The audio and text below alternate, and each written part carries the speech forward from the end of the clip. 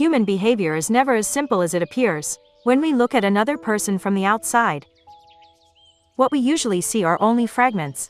We see actions, we hear words, we notice tone, posture, facial expressions, but those visible pieces are rarely the full story. They are only the surface, like the tip of an iceberg. What is visible above the water is only a small part of what truly exists beneath it. Human behavior is shaped by layers, layers of memory, layers of experience, layers of belief, layers of fear, layers of longing for recognition. These layers accumulate over time and gradually form something deeper, what we call identity. Human identity is not a single thing. It is the internal picture a person carries about themselves, a quiet but persistent question that lives inside every human being. Who am I? What kind of person am I? Do I matter in this world? Do I belong? These questions do not exist only in the mind.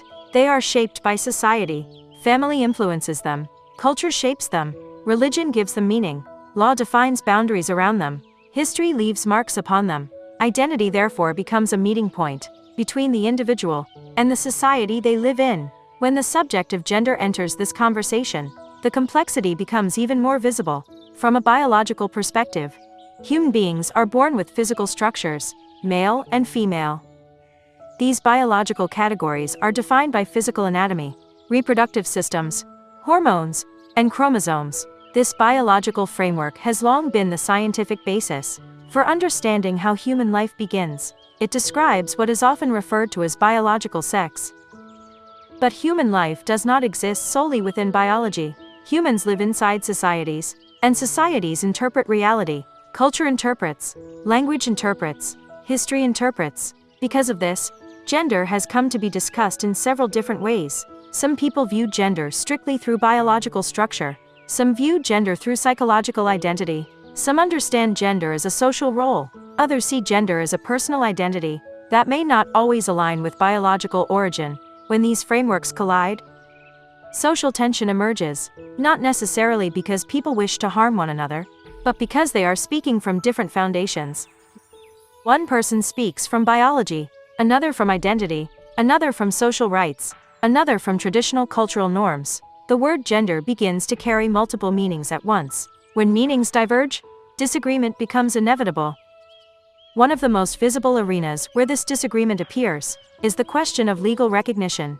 For example, the discussion around changing legal titles or forms of official identification. In some countries, legal systems have already evolved to include broader recognition of gender identity, but in many societies, including Thailand, legal and administrative structures remain closely tied to biological sex at birth. Titles such as Master, Miss, Mr., Mrs. Ms. are not simply forms of polite address. They are connected to national registration systems, legal identity records, family law, marriage documentation, and administrative processes used by the state.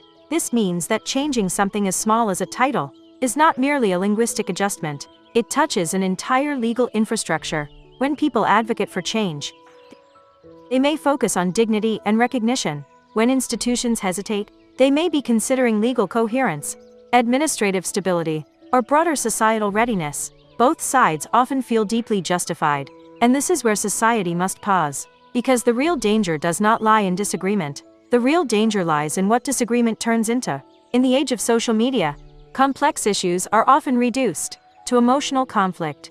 Nuanced conversations become shouting matches. Thoughtful debate becomes moral accusation. Instead of asking, "What is the complexity of this issue?" people ask, "Which side are you on?" Once that shift happens, understanding begins to disappear, and identity issues become fuel for endless cultural conflict. But before any society moves forward, it must ask a deeper question, a question that is both uncomfortable and necessary. Are we searching for understanding? Or are we simply searching for confirmation that our own beliefs are correct? Because when the subject of identity enters public space, it stops being purely personal. It becomes relational. It becomes the intersection between individual identity and shared social structure. Modern Thai society today is not the same as it was decades ago. Conversations about gender diversity are far more visible. Acceptance in many social spaces has expanded. Legal recognition of equal marriage represents a significant shift. These developments show that society is not frozen, it evolves. But social change rarely moves in a straight line. It requires balance. Balance between individual freedom and collective understanding. Balance between personal identity and institutional stability. If either side pushes too aggressively, what follows is rarely clarity, it is tension. And when tension grows, reasoned conversation is often replaced by emotion. Discussion becomes confrontation. Listening becomes accusation. Once a society reaches that point, something valuable is lost. Not just agreement, but the space for listening itself. Many conflicts in modern societies are not created by difference alone, they are created by the refusal to see the world from another perspective.